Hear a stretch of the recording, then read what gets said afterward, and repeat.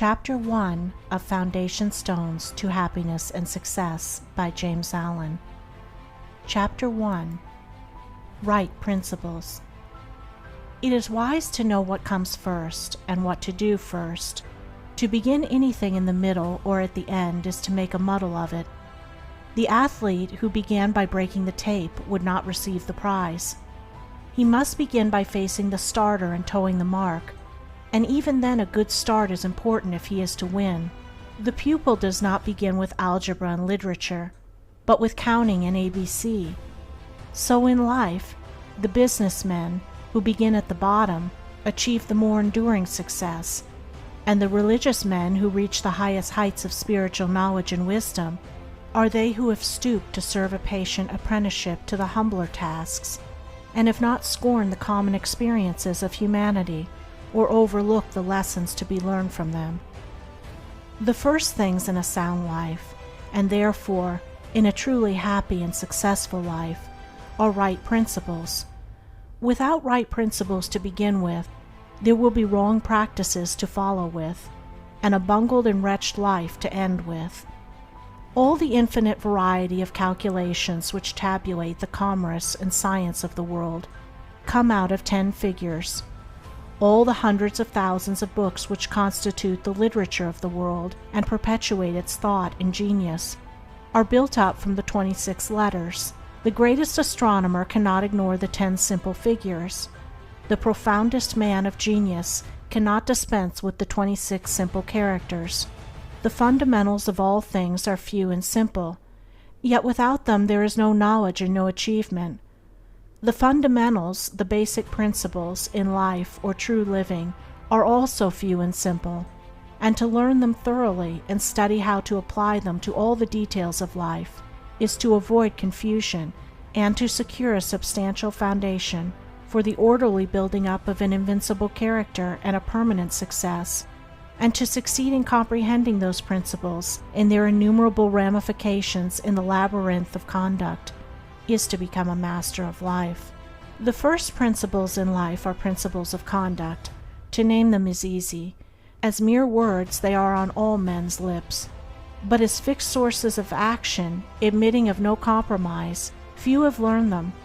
In this short talk I will deal with 5 only of these principles.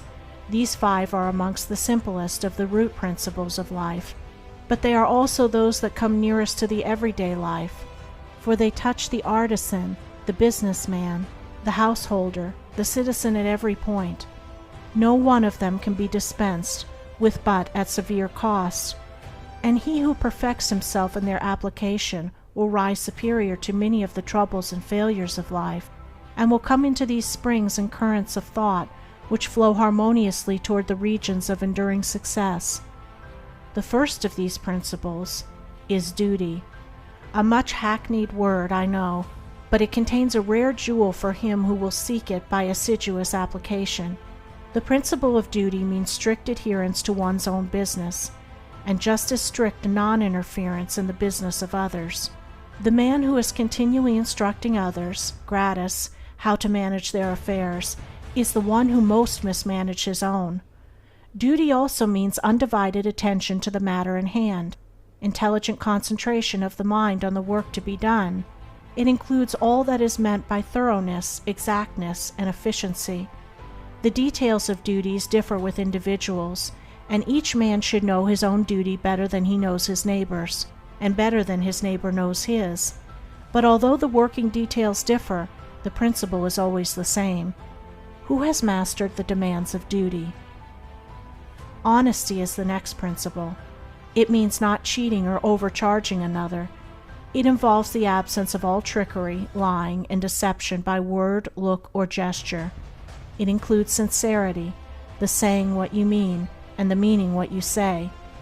It scorns cringing policy and shining compliment. It builds up good reputations, and good reputations build up good businesses, and bright joy accompanies well-earned success. Who has scaled the heights of honesty? Economy is the third principle. The conservation of one's financial resources is merely the vestibule leading towards the more spacious chambers of true economy. It means, as well, the husbanding of one's physical vitality and mental resources. It demands the conservation of energy by the avoidance of enervating self-indulgences and sensual habits. It holds for its followers strength, endurance, vigilance, and the capacity to achieve. It bestows great power on him who learns it well, who has realized the supreme strength of economy. Liberality follows economy. It is not opposed to it. Only the man of economy can afford to be generous. The spendthrift, whether in money, vitality, or mental energy, wasted so much on his own miserable pleasures as to have none left to bestow upon others. The giving of money is the smallest part of liberality. There is the giving of thoughts and deeds and sympathy, the bestowing of goodwill, the being generous towards calumniators and opponents.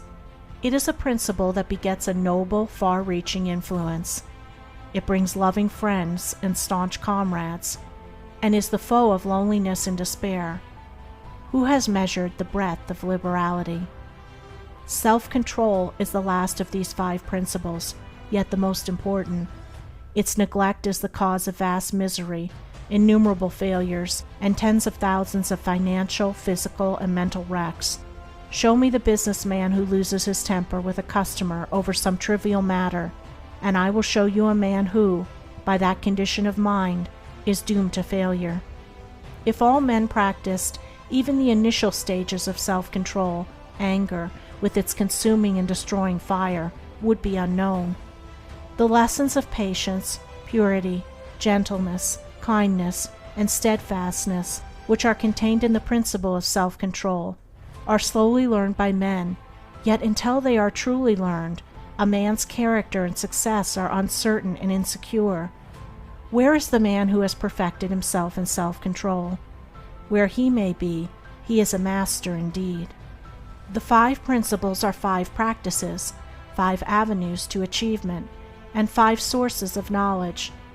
It is an old saying and a good rule that practice makes perfect, and he who would make his own wisdom, which is inherent in those principles, must not merely have them on his lips, they must be established in his heart.